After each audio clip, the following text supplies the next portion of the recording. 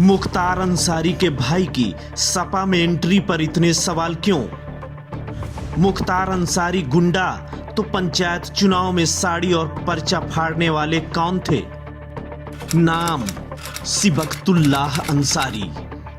गुनाह नंबर 1 मुसलमान होना।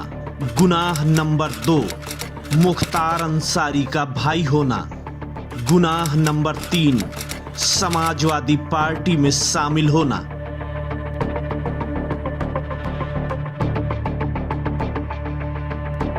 जैसे ही ये खबर आई, कौमी एकता दल समाजवादी पार्टी में मुख्तार अंसारी के भाई सिबकतुल्लाह अंसारी की अगुवाई में शामिल हुई, वैसे ही भारतीय जनता पार्टी के नेताओं ने अखिलेश यादव पर निशाना साधना शुरू कर दिया कि सपा में माफिया की एंट्री हो गई।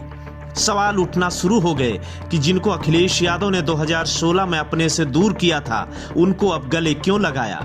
शायद इसका जवाब अखिलेश यादव भी जानते होंगे कि 2016 और 2021 में ऐसा वो कौन सा बदलाव आ गया, ऐसी वो कौन सी परिस्थितियां आ गई कि जिनको पार्टी से दूर किया था, उनको ही अब गले क्यों लगाना पड़ा। शायद इसकी जिम्मेदारी भी भारतीय जनता पार्टी की है।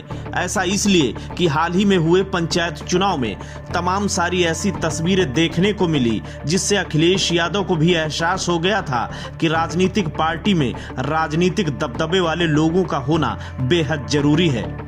पंचायत चुनाव में कहीं पर समाजवादी पार्टी के प्रत्याशी को धक्के मारकर बाहर निकाला गया, तो कहीं पर महिलाओं की साड़ी उतारी गई, तो कहीं पर पर्चे फाड़े गए, तो कहीं पर नामांकन ही नहीं करने दिया गया, तो कहीं पर बीजेपी के लोग बम और बंदूकें भी लहराते दिखाई पड़े।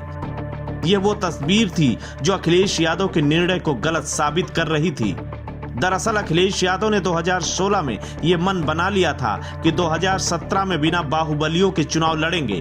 2017 में अखिलेश यादव हारे जरूर थे, लेकिन उनकी प्रशंसा जरूर हुई कि अखिलेश यादव ने मुख्तार अंसारी, अतीक अहमद, कुलदीप सिंह सेंगर जैसे लोगों से दूरी बना ली। लेकिन 2021 में हुए पंचायत चुनाव में जो तस्वीर सामने आई, उन तस्वीरों से अखिलेश यादव को एक बार फिर से लगा कि अगर दबदबे वाले लोग पार्टी में नहीं होंगे तो भारतीय जनता पार्टी इसी तरह से चुनाव में नंगा नाच करेगी और 2022 का सपना पंचायत चुनाव की तरह चकनाचूर हो जाएगा। ये मजबूरी सिर्फ समाजवादी पार्टी की ही नहीं बल्कि कौमी एकता दल की भी है, क्योंकि कौमी एकता दल का पूर्वांचल में जो दबदबा था, वो दबदबा योगी सरकार में दबा दबा सा है।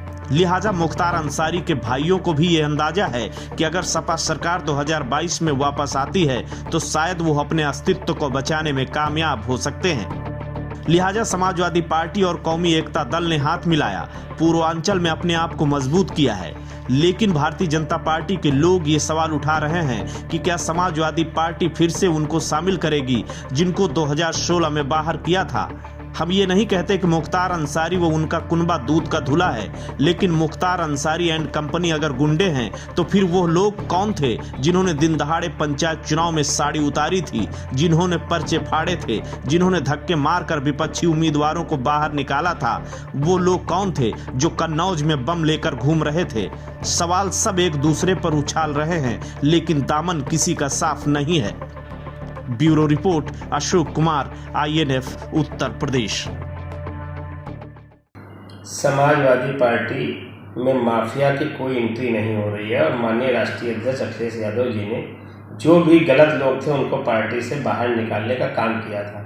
लेकिन जो मुख्तार अंसारी के भाई सिबकतुल्लाह अंसारी पार्टी में आए हैं, उन्होंने ज्वाइन किया है, उनकी कोई क्रिमिनल हिस्ट्री नहीं है, ना उनके पर कोई मुकदमा है। जो लोग ऐसी उंगली उठा रहे हैं तो उनकी कोई क्रिमिनल हिस्ट्री दिखाएं।